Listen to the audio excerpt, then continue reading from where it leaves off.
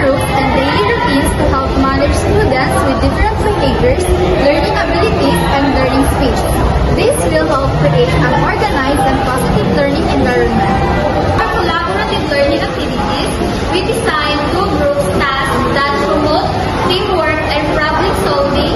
Each activity will match different learning styles: visual, auditory, kinesthetic, and reading or writing, so that every learner can join and enjoy learning. For the resource utilization plan, we will use local and recycled materials like bottles, boxes, and papers to make learning more creative even when resources are limited. This helps us save money and encourage students to be resourceful too. For our assessment plan, we will use portfolios, group projects, and performance tasks. This way you can see both individual and group progress, not just test scores.